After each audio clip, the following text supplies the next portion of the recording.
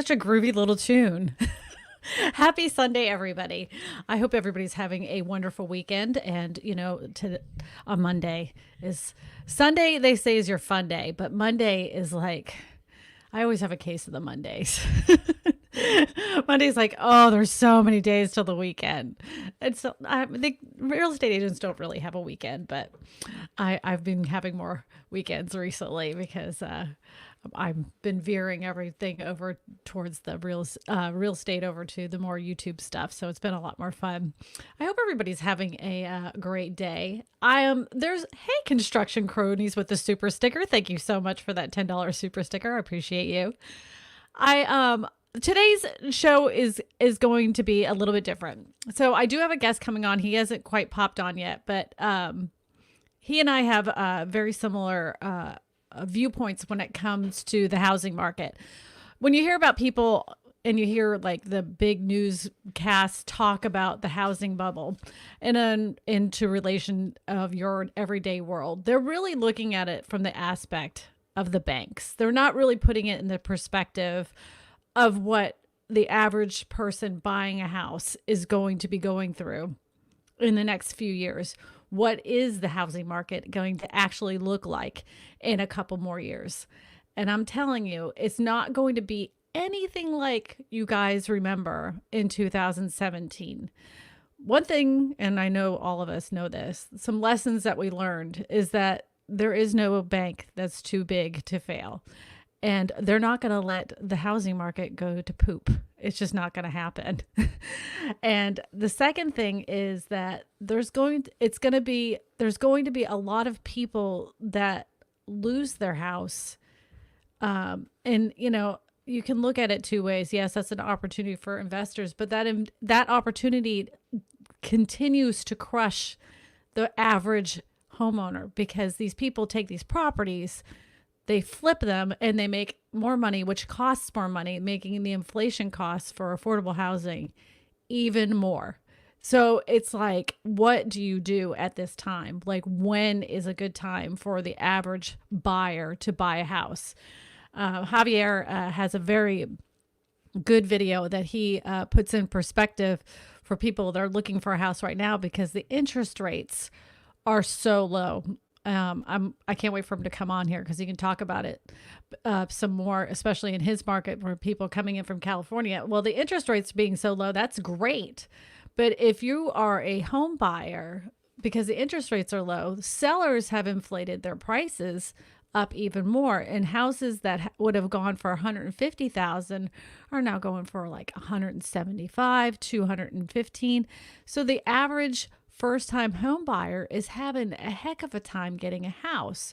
So then you're like, okay, well then the first-time home buyer, if we look at 2017, is going to say, well, I can wait because there'll probably be some government incentives, and that could happen. But the problem with that is the interest rate going to go down, or is it going to go up? That's what I really mean. Is the interest rate going to go up so the banks can offset it? Offset their costs on their books? Are they going to make it more difficult for first-time home buyers like they did in 2017? They encourage them with government grants and incentives and everything else, but they did make the restrictions extremely hard for a first-time home buyer to buy a house. There is a crash that's coming.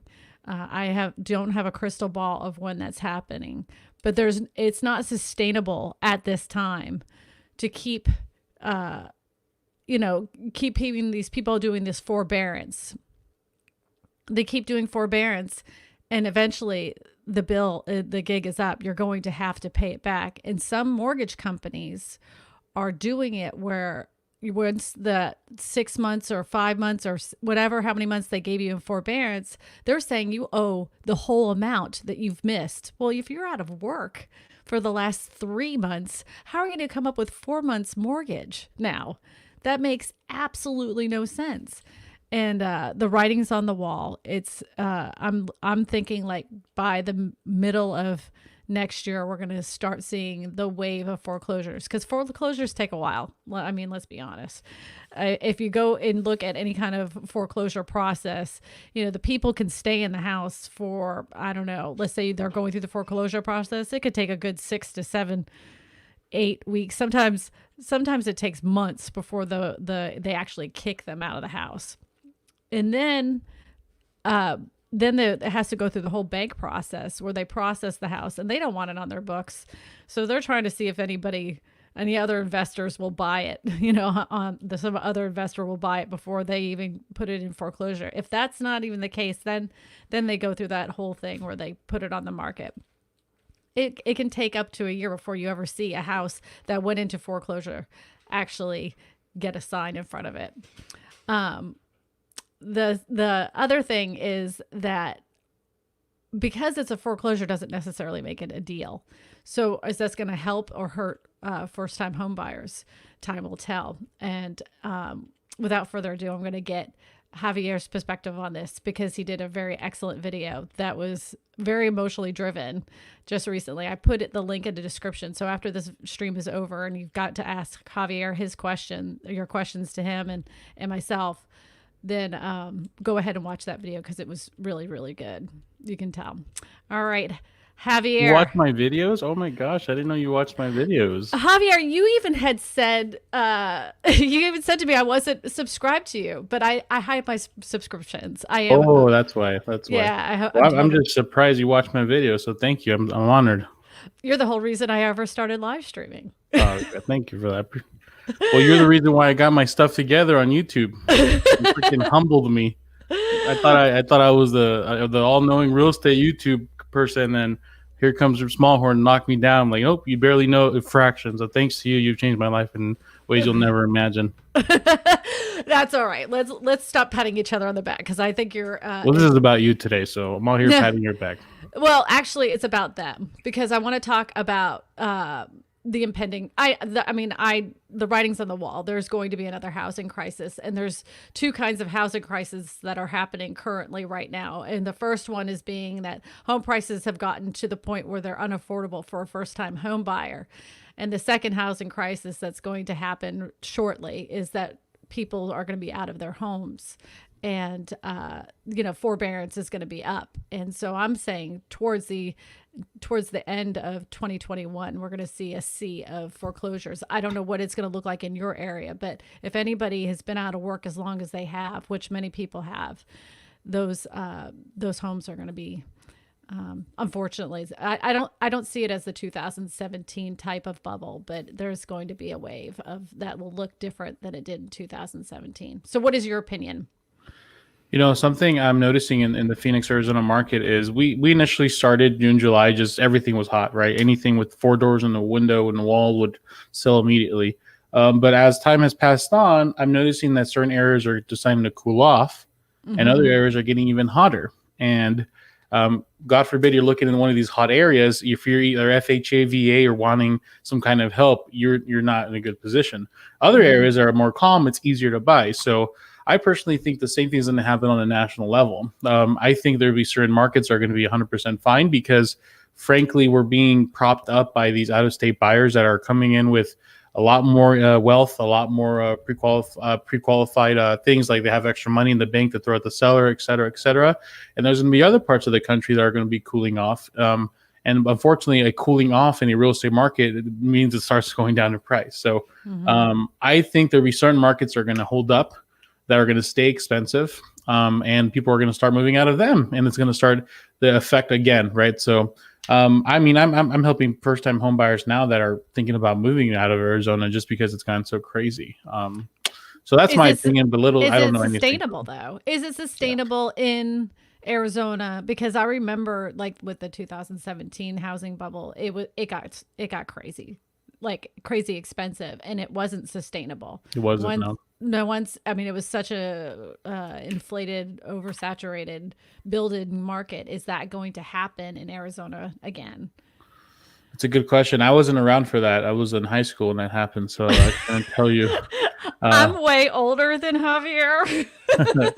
Yeah, but I will say that I mean, even though I've been in the business 8 years, I've been in a lot business a lot longer than most realtors, even though I'm younger than most of them. Mm-hmm. Um, I I don't know. The thing that worries me the most is, I get homeownership should be difficult to obtain. It shouldn't be this easy thing you get given either through a down payment assistance program and closing costs. You should work hard for it. But when you have first time home buyers that live locally in an area who have saved up their money, who have saved up their closing costs, and are still getting outbid because they're not waiving their appraisal or waiving their inspection, then that's not sustainable to me. And it's just gonna this just feels bad. I mean, it feels like we were okay for the last 2 or 3 years, and unfortunately, this has brought up the worst.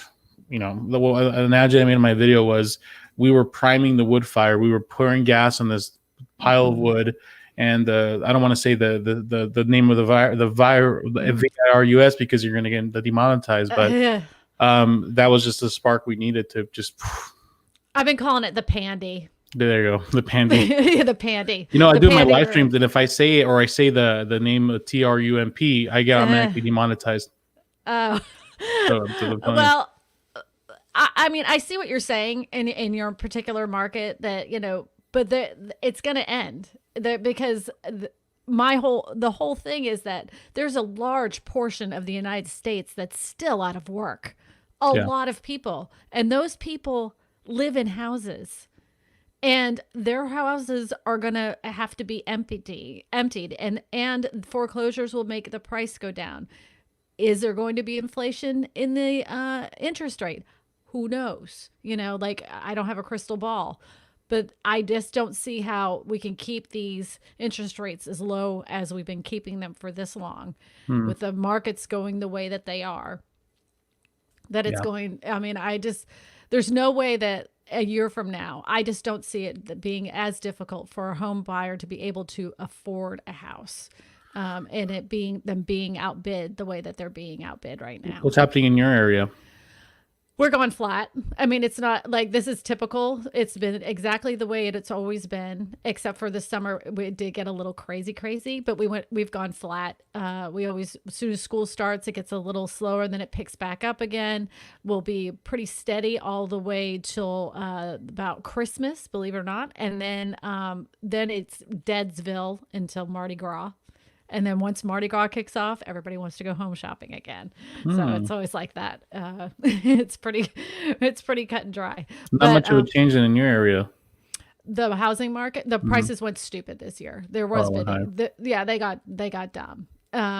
They got really dumb. People were excited about it. Don't get me wrong, but to me, when they, like you said, it's just heartbreaking when you're going from house to house to house, and you're just getting outbid for a house that darn well in a year from now it's not going to hold that 225 price point. A year from now it's going to be back to where we used to be, which was 215. Yeah.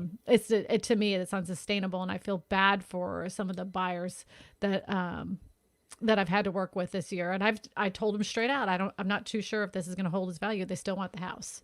So Yeah, we just advise and they make the decisions. I'm absolutely. noticing home sellers are really happy about this, and I'm sure the investors that are cashing out, or the people that have actually had a pretty good job, pretty good things going on in their lives where they actually can afford that on the next house, they're super happy. I'm helping a lot of move up buyers right now, but the ones that are not in a good spot and they happen to buy a few years ago, I would advise them to hold on. I don't think they should refinance and hold on, because selling it and you're going to get a bunch of cash when you can barely afford your month to month on the mortgage is not going to be good when you go get a even more expensive mortgage. So Yeah, I would really highly advise you, if you're thinking about moving up, buying, make sure you're in a solid position. I agree. Yeah. 100%. 100%. Look, so Bart says Californians are selling out and buying in Arizona and other places on contingency. California houses aren't moving well at all. That depends Interesting. on your area of California, because I know a bunch of real estate agents out in California, and they are like, they barely even have to put any effort in. They just throw a sign up in the yard and do a fancy video, and it's sold. I know that, like, it's been hard for them because of the restrictions that has been put in place because of the pandy. But Handy. I got that from another podcast. But I mean, they're selling. They're still selling. It is. 30-day review says it's sad that is rent is going up as well, which means that these people are not going to get into rentals. They're going to be going to the street as well. So some investors, some good investors, smart investors, I mean, Eddie and I know many people that do this. We're smart enough to know that you have to service everybody. So if you have a house that isn't worth the rent, that whatever the rent is for the area, you'll have more loyal people that will take care of your house if you work with the right people. Yeah. And there's some people that, like, for instance, a single mom, she gets an automatic payment for her let's say she was divorced or whatever, she automatically gets a payment from her husband every month for X amount of money. We look at their financials, and we've worked with people and said, hey, I know the rent is this, but this is what we'll charge you to help you get on your feet. And because of that, whenever we've had this rental, because when the pandy started, before anything was saying anything about rent forgiveness or anything like that, we went to our renters and said, hey, look, this is what we owe on our mortgage. If we cut this up, this is how much you can pay us until, we find out what's going on with here. Not one of them stopped paying their rent. They paid the amount that we had said for those months, and that was it. And we were fine, because we were like, well, at least they're paying what we owe on the mortgage. We're not making anything, but we covered it for us, and we covered it for them because they didn't have to pay as much. So it all worked out for us too. You have to be a smart investor to work with people that just, of course, there's people that are going to always look for the highest dollar, but me and my husband always just try to do the right thing. At the end of the day, I just want to be able to sleep at night, and nothing would make me feel worse than throwing a renter out that has a kid that's been divorced. Like, I'm not doing that. I'm gonna work with people. Yeah, that's personally why my wife and I haven't invested, is because my wife just puts herself in that position of a landlord and starts crying. Right. So you have to have two. So Eddie and I work it out together. We have lots of discussions. But when it comes down to actually talking to the renters themselves, he's gotten better, because he had so much of a bleeding heart. We've gotten taken advantage of. Yeah. And I was looking at it from the numbers standpoint when we had one winter, and I flat out told him, this woman can't afford this rent. She can't afford it. He's like, yeah, but she says that she has this, and she says she has this. She has a cute dog. Well, yeah, come to find out, she didn't have anything. Like, it was exactly the way I saw it on the paper. Wow. And she didn't pay her rent. She didn't want to pay for trash service. So our whole garage was filled with trash. So we ended up getting rats this big. Oh gosh. I know. And the whole time I'm like, it's that moment that all wives have, when you look at your husband and you're like, the I told you so moment. I've never experienced that, so I don't know how that feels. Oh, you lie. I love your wife's name, by the way. Thank you. Which one? Mercedes. Isn't that her name? One of them, yeah. You only have one wife. Stop being ugly. Okay, it says, yes, my clients sold their Cali home for less than 3 weeks for $1.25 million. Man. See, I'm just worried. See, my whole thing is about California is that they say everybody's leaving, but really they're kind of shifting around. There is a good portion of people leaving California and moving to other states. I noticed that they're going to Arizona, Utah, Texas. They're all spreading out, but there's a good portion that are that weren't in a house they were renting. They're like, hey, these people have moved out. I'm going to go ahead and move in now. So they're waiting, but things are still expensive over there. But certain cities, California is a big state. Yeah. I got called out on my latest video because I was like, oh, he must be talking about LA, because up in who knows where it's cheap. But yeah. Charlie wants to know, should he move out to California? No, you should either move to Louisiana or you should move to Arizona. Well, should I move out of California, he's saying. Should I move out of California? Should I move out of California? You should, but unfortunately you're not going to be very liked where you go nowadays. Are you starting to notice a bias against Californians? We've always kind of had that here. we, You guys are primed for it then.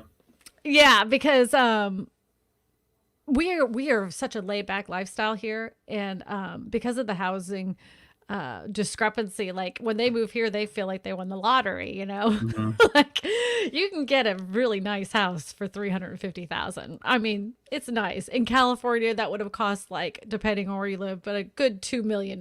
So when they move Wow. here, they're like, oh, but they have a different way of life than we do here. Yeah. People are into hunting, and we don't have as many fancy places. I mean, when I moved here, they finally got a sushi place. So a lot of them are kind of like, what's going on here? This is kind of I backwoods. wouldn't trust that sushi there. We have good sushi here, believe it or not. All right. So, Kristina, does the market crash around February or March? Well, you know what I've been answering every time someone asks me this on a live stream now? I What? go, guys, as soon as I find the time machine, I'll make sure to go. I'll come back and I'll tell you exactly what happens, what month, and find out the secrets of where to bet on what games we make a lot of money. But until then, who knows? I always say I don't have a crystal ball. Oh, there you go. Same thing. Yeah, it's a crystal ball. But I do have this handy dandy cup. Nice. What does it Yeah. say? Whisper. Oh, the real estate whisper. Nice. Yeah. So somebody on this stream today will get one of these cups. Ooh. I know. Yeah, that's the thing is I'm sure there's YouTubers out there that are predicting what month is going to happen and everything. It's all clickbait. No one knows what's going to happen.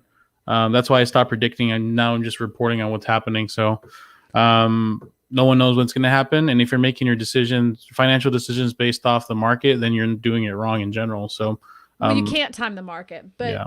but it is, like, I can definitively say there's no way that the market the way it is now is sustainable. There is going to be a crash. I can say that with utter confidence. It's unsustainable. It's unsustainable. The prices of houses have gone unsustainable for first time home buyers. The supply chain is going to get crippled because we don't have enough supplies to build new houses. It will not look like it did in 2017, even though you were in high school. 2007. 2007, Yeah, seven. okay. I don't know why 17. Yeah. It won't look like it did in 2007 because of the fact that it's a totally different type of housing crisis that had to do with those flaky loans that people were doing. I mean, you could say, this is my paycheck. I can afford $150,000 house. They could just state any income you wanted to, and you could get a house. That's not what it is now. It's completely different. This is a foreclosure because people have lost their jobs. I don't know. You could pin comments on the live stream. That's cool. I'm gonna start doing that. Yeah, this is through StreamYard. And StreamYard, but on the actual YouTube live, you chat. You can you're pinned on one of the things. You know that? Mm-hmm. That's cool. I didn't know that. Yes, I pinned. Well, this has nothing to do with real estate, but I'm going to tell you. So when you put in your comment, you put the little 3 dots, click on the 3 dots, and it will say pin it at the beginning of the live stream. So anybody that's looking to live stream, that's what you do. Let's see. Move to Nevada and traveling. People here are not happy with Californians. What do you think the reason is that people have a disdain for people that have moved in from California? What is the reasoning behind it? I think if you're a home seller, you love them. I think if you're a home buyer, you hate them because all you hear from your real estate agents is we got outbid by someone who's out of state, who brought in cash, who waived their appraisal, who gave $10,000 on top whatever appraises at. And once happens once, okay, whatever. But when it's happening multiple times, you've now turned one person into a California hater. Then they spread the word. Now their realtor's a California hater, and now the realtor's telling their buyers, even though it's not a multiple offer situation, that we have no idea if it's a California buyer. The story becomes, well, it's probably a California buyer that's outbidding us. So it's like a slow little virus that's spreading around, and they're good people. One of my most favorite people that I've helped. I mean, a lot of my favorite clients are from there. And personally, realtors are not going to complain because we're getting business from them. But the buyers themselves are the ones that are spreading it around, and that's what's happening. Right, because they have more money in their pocket. They have more leverage. So, but they really, if you really think about it, they just saved their money and they prepared, right? If there's sorry, go ahead. But that doesn't really make sense though, because see, like I moved from Florida. I bought my first house. The market went really crazy in Florida, like ridiculous. Sold that house, made a mint on it, came over here, and it was able to buy a more expensive house that was twice the size than in Florida. Because I had more leverage, I was able to outbid people. Oh yeah, because of the It home wasn't that sale. I did anything different than the people that lived here. It's just that I got lucky, you Because you know? sold it. But not all the California buyers are selling their house and moving here. A lot of them have been saving up. I'm not saying all of them. We can't make generalizations. Like, Mm-hmm. but to answer the question, that's what's happening, and that's what's slowly. There's someone that told me, and I have to verify this. I'm not so sure that there's people like that are vandalizing houses that are bought by out of Californians. I don't know. It hasn't happened here, but it's definitely concerning. That's the last thing we need to do right now as a country is be divided. But unfortunately, that's where we're going. We have a lot Is of this a political YouTube? yeah, I know. I was just saying no I'm political just kidding. stuff. I'll stop. Yeah. As you, what? Were you not gonna answer that comment? No, I'm just No, kidding. I did. I try to stay away from the political stuff, even though, believe it or not, politics affects the market and it affects housing. Mhm. Did you ever hear, like, I don't know if this came from your family or always in my family, they would used to say, never buy a house during an election year. I was like, what does that mean? Like, why? Like, what happens in an election year that I always I thought that was know. the dumbest thing. And I had somebody that was like, you shouldn't sell your house this year because this is when I was young, my first house, or like, because it's an election year. And I'm thinking, well, I have to move to, I'm moving. I have no choice. Sounds like a good title. But like, yeah, no, I haven't. I've never heard of that. I'm sure there's some. Once one out of 1,000 was the case that if I was affected, but everything else is probably fine. Bart says, don't be fooled. There are tons of Chinese buyers with cash moving the market in LA, San Diego, and the Bay, not in Iowa and Louisiana so much. Well, that makes sense because they, like, if you look at Hawaii and everything, at one point years ago, the Japanese had bought out most of Hawaii. And then now it's a good portion of Chinese have bought out Hawaii. They buy a lot of real estate over there, and that would make sense that they would Didn't buy hear through about. I didn't know California. about that. Interesting. Yeah, like if you ever go to Hawaii, I mean, like all the signs are in. It's in, like of all three languages. I'm from Baja California, which is south of California. Mm-hmm. The capital is Mexicali, which is Mexicali, and Mm-hmm. surprisingly enough, there's a huge Chinese population there. When I went to go visit there, it was so weird seeing once again large Chinese population. They're speaking way better Spanish than me back then. I mean, it's so interesting. That's Very awesome. fun fact. Oh, that's awesome. Kathleen says, I'm from California. I'm in the T or C, New Mexico. They have signs from the state on billboards saying, this is not California, respect New Mexico. I'm renting but looking to buy. Oh, I didn't know that. Okay. Cool. Interesting. The methadone market. I've never heard of it. But anyways, I can just see that that there's going to be more people leaving California. There's going to be no doubt about it. There's going to be more foreclosures happening. I'm going to say around this time next year, we're going to start seeing the wave because it takes time for a house, for people that like stop paying their mortgage, for the bank to get their stuff together, for the sheriff's department to put out the you're being foreclosed on sign, for it to be vacant, for them to clean it out, to them put it back on the market. It takes a period of time. It's going to be an opportunity for a lot of investors, which is unfortunate.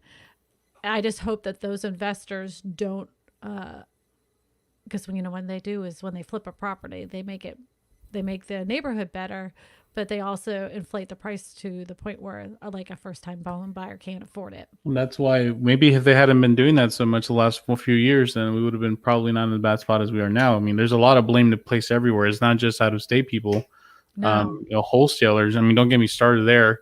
I absolutely detest them. that was a Not big thing here for a little bit. And I'm like, that is no, so yeah, sketchy. It's so sketchy. And I don't know how someone that holds a real estate license can be A wholesaler. Well, To most of me, them that can't. Most of them can't. well, Yeah, they have them here. it's so crazy is that I've seen it too, where they'll make an offer on your property, and at the signing table, it's a different buyer. It's like, whoa, what Yep. happened? So, I get it. You have the capital to do it, great, but you're taking 10, 20, $30,000 that could have gone to either. I don't have a problem fixing flippers. It's hard earned. It's blood, sweat, and tears. You get the money somehow. You flip the house. You try to get more for it. Hopefully, good for you. But you're taking those 20, 30, 40,000 of equity that they either could have used to then propel them to improve another house, or the homeowner could have eventually built on them, so, and then Explain to also on people top what a of the wholesaler iBuyers, is. pardon? Explain to people what a wholesaler is. What they Well, do. I'm not an amazing, I'm not a me Kevin here. I'm sure there's other people that can explain it better, but in essence, wholesaling is when you purchase a property, either cash or, somehow you find an opportunity, you buy it cheap, and then you sell that house as an opportunity to people who are investors. Either people are looking to flip the house or become a long-term rental. And then you maybe sell it for just a little more. You buy it cheap, you buy it a little more expensive, where it still feels cheap to the investors. And then really you only make 10, 20, $30,000 on the deal. But you do that 100, 10, 20 times a month, and you're making a lot of money. Right. So basically they'll go up to somebody and say, I know your house is in bad shape. It needs a bunch of stuff on it. We'll give you this cash right now. You don't have to do a thing with your house.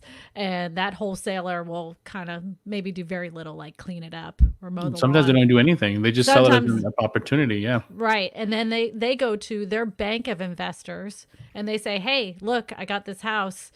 I can give you a deal on it, and say they bought it for 100,000. But they're going to sell it to their investors for 110, 115,000. Yeah, 120, yeah. Just to make them quick cash. And they do it over and over and over again. And now those investors they're going to remodel it, and they're going to try to sell it, and they cut into their profits a bit. So what are they going to do to make up for it? Who's going to take the brunt? It's going to be buyers. It's going to be home buyers. Now they're going to be patient and wait. And basically what iBuyers have done is they made it pretty. They did what Uber did to taxis, right? Uber made it very cool and hip to use a taxi again. iBuyers did that to wholesaling. They just made a pretty app, a pretty website. Hey, it's really nice. You pick whatever day you want, time. You feel good doing it, but you really just wholesaled your property. Now they're going to up it just a little bit. Very rarely do they do any remodeling or repairs. They just increase it 30, 40, 50, and they'll be patient until it sells. Yep. That's what, Zillow did with their we'll buy your house from you plan. Like get it done really quick. Well, yeah. we have a buyer for your house. That as soon as they started doing that, Zestimates are worthless now, because they have a vested interest in underpricing your house, or now overpricing it, so that way you feel good when they give you that value. But then they've basically hopefully ruined the reputation with that. But I'm sure sellers are still going to use a Zestimate as a well, they were never accurate to begin with. A Zestimate was the biggest bogus lie ever, and they've been sued. I don't know if anybody knows this, but Zillow is one of those companies that at the bottom of the screen it will show something that where they call it a Zestimate, where they're saying how much the value of the house is, how much they're guessing it is. And it's not a true estimate. They don't know of any of the upgrades you've done to the house. They don't know if you put a swimming pool in. All they're doing is drawing a circle, gathering the information for 5 mile radius area, saying what those houses sold for, and they're averaging it out and saying that's how much your house will sell for. Yeah. And it's a baloney. It's garbage. It's always been garbage. And so buyers will say, well, it says that it's $10,000 less. Well, it's not. This is what we pull out real comparables, show them exactly how much the house is worth. But a lot of times I think some buyers feel like you're trying to pull one over on them, thinking that, you'll make more money because I'm buying this for $10,000 more. $10,000 to a real estate agent, and our commission check is like what? $100 maybe. Yeah. maybe $50. I mean, you paying 10,000. We don't want you to have to pay $10,000 more, but we will show you if it is worth more. If according to that Zestimate, all we're doing is showing you the numbers. That's it. We're not trying to fudge the numbers. We're not. It is what it is. Let me ask you a question as to carry on that conversation. So, there's a big shift happening with real estate agents right now, and people are starting to say, well, what is the real value of a realtor really? And now there's like a big old I think a case right now in the Supreme Court where someone sued realtors about the commission they gave a buyer or whatever, a buyer's agent. What's your opinion on how agents get paid, and do you think that's overvalued, and do you think that's going to change in the future with this housing market shift happening? I don't think that I just because of the immediacy of how things are done now in comparison to what they were done, how they were done years ago, I don't see that real estate commissions will be at that like what everybody would Don't say say the was, number. don't say the number, but there You're was a gonna get in lot trouble. of right. There's a lot of real estate commissions that will be at like 6, 5, 4, whatever. Then anything below that they consider a discount And usually brokerage. they split it, buyers Right. and sellers. Right. Yeah. The three, if it was the 6%, 3 would go on the buyer side and 3 would go on the seller side. Now, what people don't understand is that 3% doesn't go to the real estate agent themselves. It actually goes to the brokerage that they work for. So if they worked for Keller Williams, that 3% goes to Keller Williams, and then they take their portion, and a portion of that goes to the real estate agent. And it's everything's a negotiation process. But I just don't see that percentages would necessarily dictate the cost of commissions. I think that was going to change. I think flat rates are going to be it. That's my, not anytime soon, but it's going to happen. That's what I think. That's funny you mentioned that, and so I've only met you like 1 or 2 months now, and you and I are so salty. Like our salt is on the same level. First of all, brokerages that always like to go and brag about their gross income and all that. It's a bunch of BS because all they're doing is they're basically running all of their realtors' commissions, and they keep just a little piece of it, and then they give everything back, right? So it always bugs me when they do that. But secondly, I 100% agree with you. I think buyers agents in general are overpaid. We're overpaid for the work we do, and it's amazing. And I'm sure people are going to enjoy it. There's a lot of realtors right now that are way more wealthy than they need to, but I think it's going to be a huge shift soon. And if you're not giving value like Smallhorn does on YouTube or other manners in social media, then you're going to have a big rude awakening soon. You're going to have to prove your value. Yeah. And I don't think that's a bad thing, because there's a lot of people that have been coasting and letting everybody else do the work under their name. Do you like new builders? Like, it's so, I mean, let's be honest here. I mean, when I take someone to a new home builder, I'm just there to sign the buyer broker, and I'm there on retainer if they have any questions, but the builder does all the work. That doesn't work that way here. Oh, over here it does. Here, there, you just take them, and there's no negotiating back or forth. There's none of that. You just they give you the price, and then the buyer goes through the thing. The buyer goes through the walkthrough. Sometimes they value, sometimes they don't. It closes at the end, and you get paid 3%. I wish. How's it over there? It's just like a regular transaction. But I get it does work the way you're saying if it's like a big name, like that's what I'm talking. All there is big names over here. There's no we little don't have ones. Well, I live in Baton Rouge, and Baton Rouge, even though it seems like a big city, Where is Baton Rouge at? Baton Rouge is it's kind of close. It's 45 minutes to an hour away from New Orleans. I think we flew there to save money like years ago. We flew to Baton Rouge first, and then we drove to New Orleans or something like that. Mm-hmm. Is that what people do? Yeah, I think that's what we did. Yeah. Christina, I added 1,200 square feet. 12,000. This is my friend Lawnmower. He says some crazy stuff. Oh, is that the one that's always talking crap on Facebook, or is it someone else? Somebody else, yeah. Okay.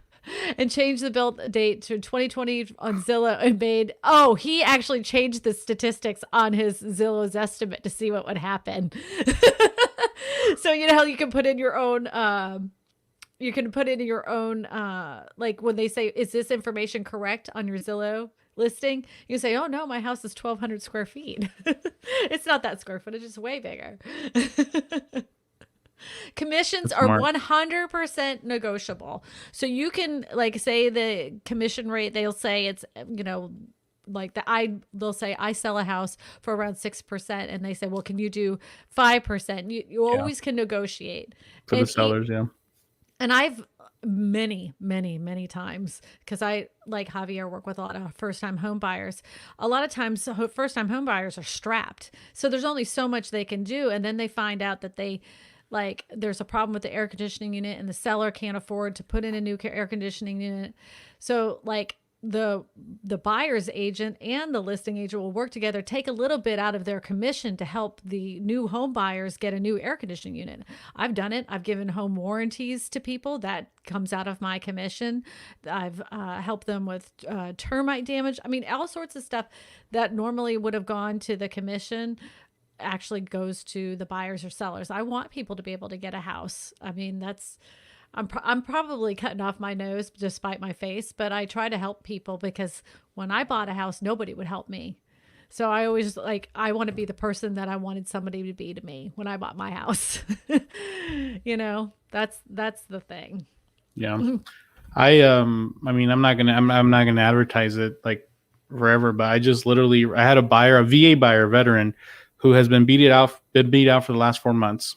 Over and over, we make amazing offers, 20, 30,000 over value, but because we're a government loan, we've been, in my opinion, discriminated against. We have not gotten a single one, and this is like they were so emotionally beaten. They're like, Javier, this is our last one. If we don't get this one, we're just gonna not look no more.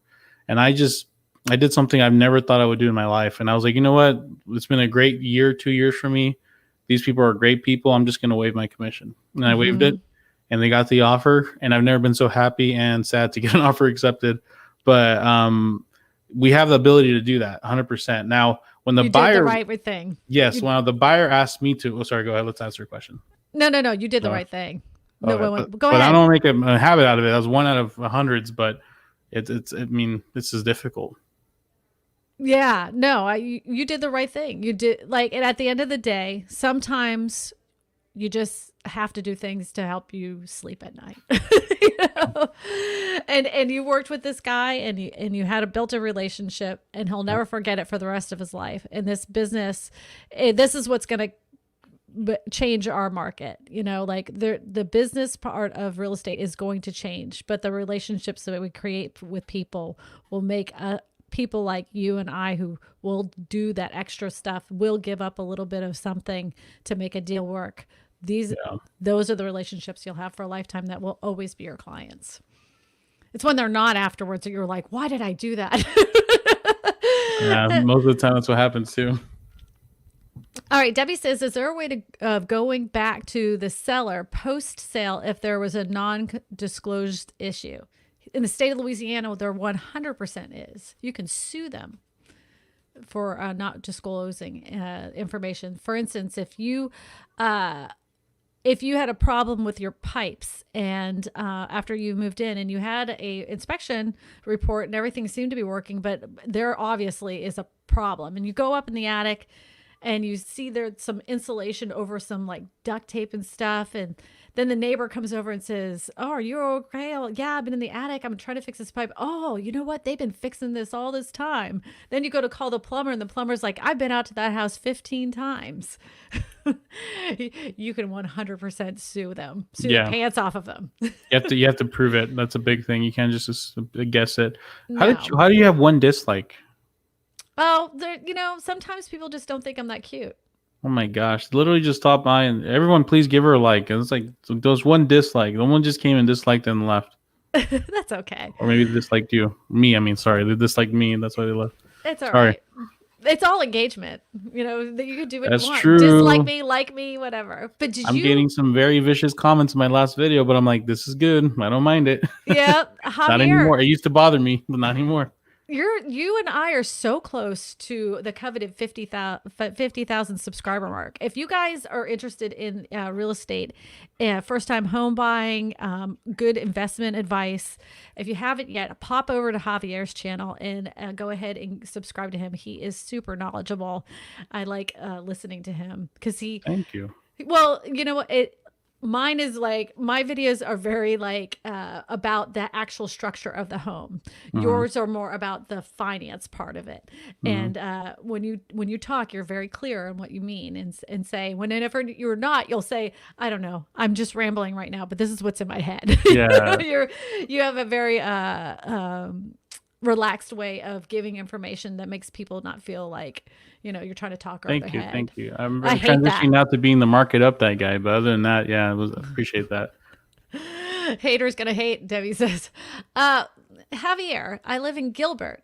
It makes me Oh, so sad that young couples cannot buy in a nice neighborhood here anymore. Javier, helping the veteran. The angels wrote it down, and karma will pay you. thank you, Bonnie. I thank you. Now, I usually, whenever I start thinking, well, I'll get paid back somehow, I have to stop myself. Like, no, that's not why you did it.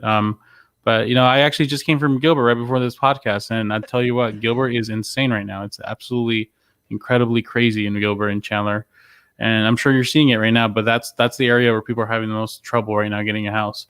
We're not talking just having your closing costs and your paying over anymore. That's not enough nowadays. It's waiving things, it's paying above, it's losing out to cash offers, all kinds of crazy stuff. We have a shortage of new construction being done because of the fact of the supply chain being strangled due to the pandy. Not only that, we don't have enough supplies because we've had numerous hurricanes. So the supplies that would come in go to people that need to rebuild first. So this particular area that I live in is Ascension Parish. We have a very good school system. Lots of families, young families, are moving to this area. They're having a harder time finding an affordable house, especially new. So the houses that normally would have been perfect for her first-time home buyers are becoming a little bit too expensive for a first-time home buyer. So, Excuse my ignorance, but do you guys get affected as heavily with hurricanes, or are you guys a little bit north, so it doesn't affect you that much? well, we still get flooding, like really bad. 2016, we had the most torrential floods that you've ever seen. People that have never flooded before had feet of water in their house. We get mostly flooding, I would say. That would be our biggest thing. Not only that, we got some big old rivers, the diversion canals and rivers and Meat River. We got them all around us. And I don't know if you know this, but 50% of the state, I think actually more than that, is under sea level. So when it rains and it gets real soggy, we're going to flood. We're going to flood. Well, I'm sure you'll be there making a video about the flood. I wouldn't do, I did one for the people that were, I won't film people's houses as they're underwater because I think it's disgusting. Oh yeah. But there people afterwards talking about rebuilding, working with insurance companies. It's terrible. Like what the insurance companies, flood insurance companies do to people as they're trying to rebuild is really terrible. So I do Show their videos true like that. colors. They do. You're talking about like you feel guilty about doing that. I've been feeling this last month or two guilty about making videos about financing and like home buying tips and whatnot, because I just feel like it's not the appropriate time to make videos about that when people are struggling so much, So how do you when there's something that, say, tragic going on in your state, how do you deal, or some kind, like even this market, how crazy it is, how do you deal with what topics to talk about to your audience? I talk about homes. So I'm just talking about the construction of homes, how they're put together, different types of homes. I don't really, I used to do a lot of buying and selling tips, like how your channel was. Yeah. Yeah. But I don't do that anymore because I do want to be sensitive to what's even though the content is evergreen, which means that it can live on forever. I do want to be sensitive to what people are going through right now. Of course, and, yeah. And everybody likes looking at a neat house. Yeah. Javier's channel name is his name. It's Javier, and his last name is. How do you pronounce my last name? Vidana. There you go. Is that right? Close, yeah, close enough. Vidana. It's in the United States it's not used, but it's technically an Enye, the very last N. Enye? Yeah, so Enye is a different letter in Mexico, so it's Vidana, but never. I'm used to Vidana. It's all right. Vidana. Vidana. No, Vidana. Vidana. There you go. Vidana. Vidana. Is There that you better? go. That almost sounded Italian. There you go. Yeah. So, Bart says, do you think places like Kingman or Wilcox will flourish with the alternative housing under the lack of code restrictions? Oh, wow. That's something that's definitely worth researching. When the Smallhorn has talked to me about it, making a video about it, I just say, we don't do that here. But apparently there's some different cities out there that I need to research. So yeah. Every time I talk to a real estate agent, they say they don't do it out there. I'm like, really? Because I found about 3 articles about how they're doing it in an area. Yeah. The difference between that is the fact that when you talk about alternative housing, that a lot of times it's less expensive housing, and the builders themselves are not using a real estate agent to advertise their product. They're letting the product itself sell itself. So a lot of times real estate agents don't know about it, but if real estate agents would get into it more, you guys can work together in getting the information out about alternative housing products. There's so many, and there's so many good ones. I'm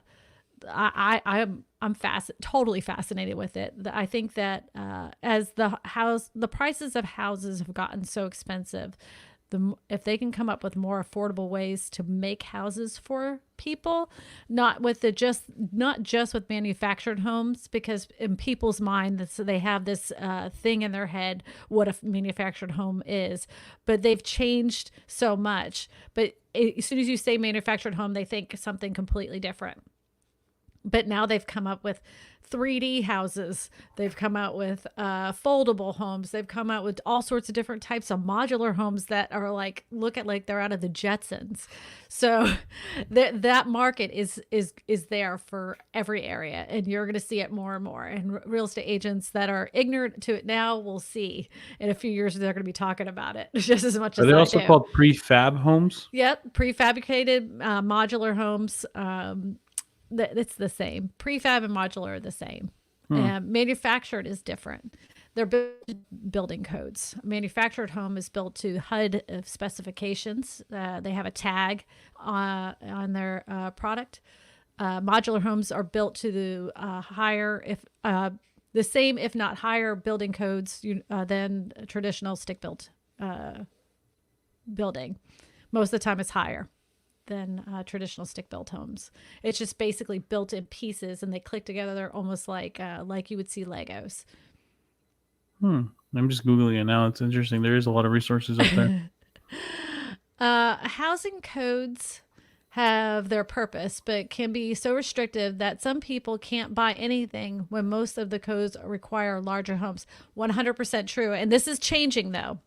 And you need to talk to your local representatives, because it all comes down to the local level. It's not your state. It's your local county, which we have here as parishes. And if they will accept homes less than 600 square feet.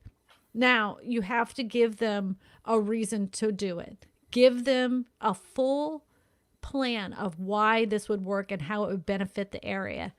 Because that way, when you show them that, they'll be able to present it to the other peoples in that council clearer. But if you just say, well, I want to build a house that's less than 600 square feet, or I want to build a modular house that's less than 600 square feet, they're going to say no, because in their mind, they're thinking it's a manufactured home. They don't understand what it looks like. They don't understand the building codes. So if you send that to a councilman with a good plan and a definition of what exactly it is you want and why it would benefit the community, it's hard for them to not take you seriously and look at it as a good option for your area. That's my advice. Latoya says manufactured and modular homes are so different today. Very beautiful, but prices right now due to the cost of the lumber. It isn't just the lumber, it's roofing supplies too. My husband's in the roofing industry. They're having a hard time even getting roofing supplies. I just hope that because alternative housing has been the affordable way for people to get homes, that doesn't change because of the supply chain being so crippled right now. I suspect that's going to quit being so bottlenecked. Because more and more people are getting back to work. They are able to get back to work, especially in manufacturing jobs. So I see that they'll come down in the near future, very near future. Okay, here. I watched Kristina's videos on manufactured homes. Thank you, Debbie. I appreciate you. Nice thing about about the country is the only thing that's regulates in most places is a septic and others, that you can build whatever you want, including a turf home. Never heard of a turf home. How about you, Javier? Have you ever heard of a turf home? Google it. Yeah, okay. Let's do a little Googling. Oh, it's a house in the turf, in the grass? Oh, we wouldn't have that here. We Oh, would no. it'd be a mud hole. Yeah, it's like a hobbit. It's like a hobbit house. You know, have you seen Lord of the Rings when they're in the grass? Yes, I saw a woman on YouTube that did that. So in 2007, when the housing crisis that happened the last time, the government gave the first time they gave money to people that they had to pay back. The second time they gave a incentive to first time home buyers that they didn't have to pay back, just to try to get people in more in the housing market. Do you think that it's possible that they might do something like that again to invigorate the housing market? Or do you think 2007, or do you like after the crash, like 2011, 12, 13? it was like in 2007 we had the crash. 2008 they gave or 2000, it was like the end of 2008 into 2009 they gave people a like I think it's $3,500, but you had to pay it back. Yeah. And So then after that, 8 to 10, it was still going down, though, right? and then they gave one more that you didn't have to pay back at all. Got it. Well, I got into business in 13, and when I got into the business, it was very popular to. There was different programs. There's even programs where you can receive up to $20,000 up to your property. So I can't really speak on those specific ones, but I can say I did experience the overindulgence of down payment assistance to promote people to please buy, please buy. So I think that'll happen again? I hope not anytime soon, because then that's just going to artificially inflate the prices even more. I think they should have raised the interest rates instead of keeping them low for the next few years.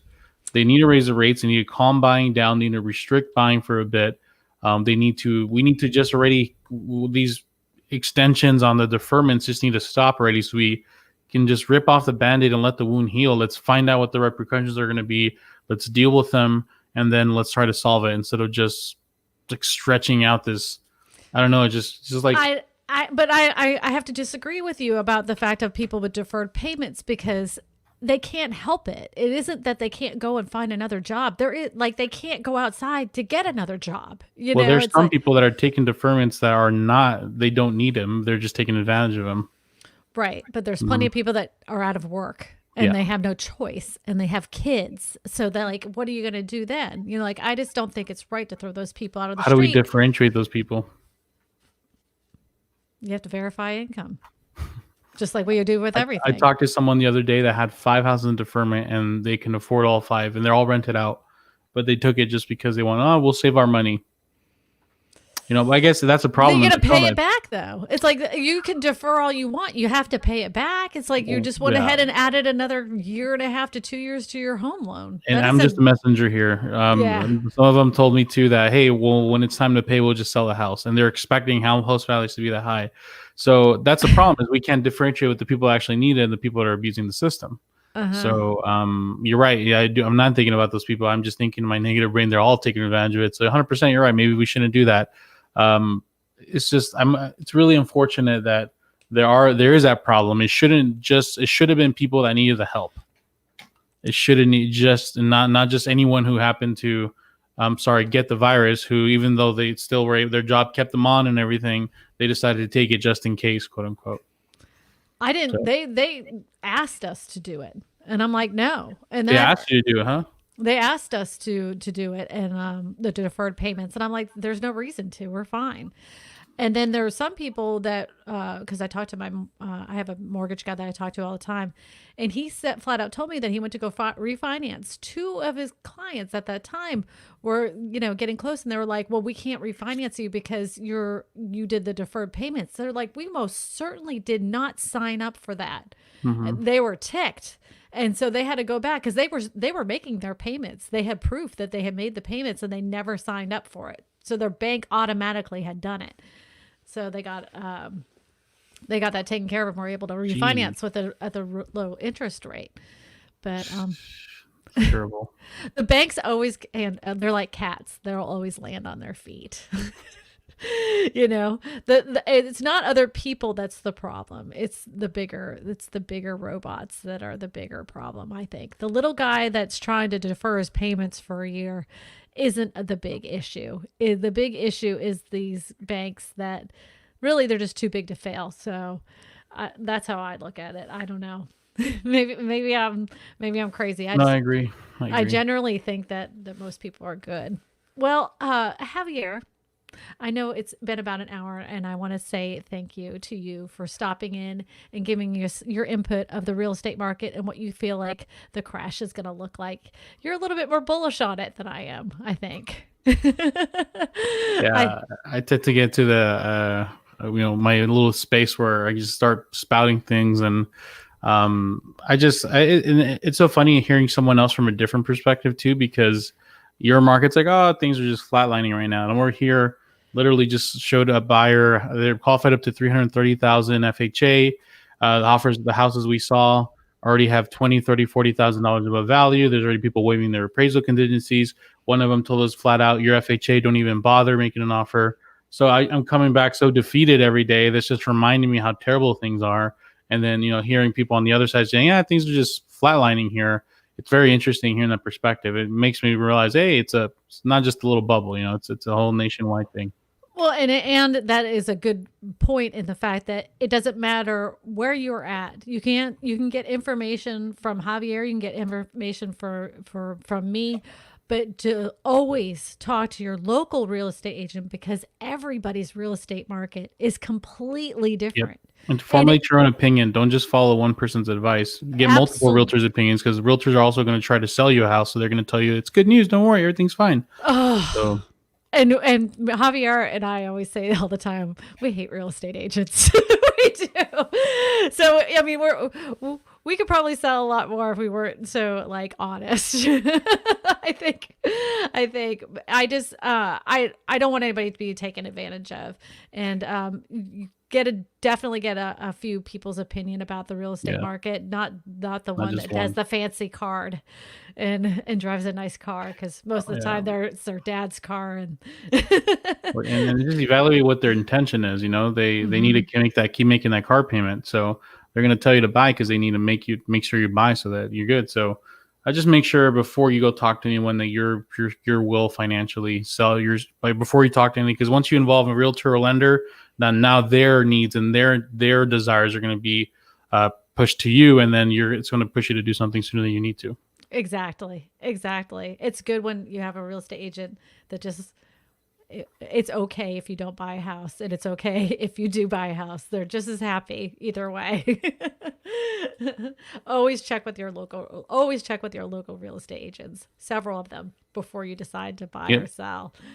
Well, thank you, Javier. I appreciate your time today. And I appreciate every single one of you guys for stopping in and saying hello. I want all 60 of you to give me a little thumbs up with the like button. And if you look in the description, there's a link to Javier's channel and the video I was talking about where he is describing the market and his frustration with it. But it was a very good video. I loved it very much. Showed a lot of emotion. I like that, a lot of passion. Thank you. I had a whole script that I threw away because I was just so exhausted just with I just can't. And those are the people actually that I talked about in that video that I had to end up waiving my commission for. But you did the right thing. Those are the same people. 2 days later, they saw another house, and that's why they told me it's their last one, and that's why I did it. I know. It was a good video. Thank you. Because it came from your heart. You knew it wasn't a script. It was a genuine. Well, I don't do scripts anyways, but yeah. Me either. It was a genuine conversation with somebody that you were talking to across the table, and I loved it. It was very well done.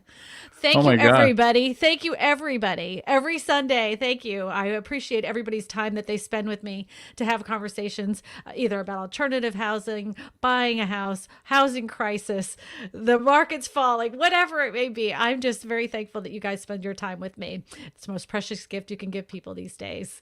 I want to say thank you, everybody. Bye. Thank you, Javier. Bye-bye. Bye.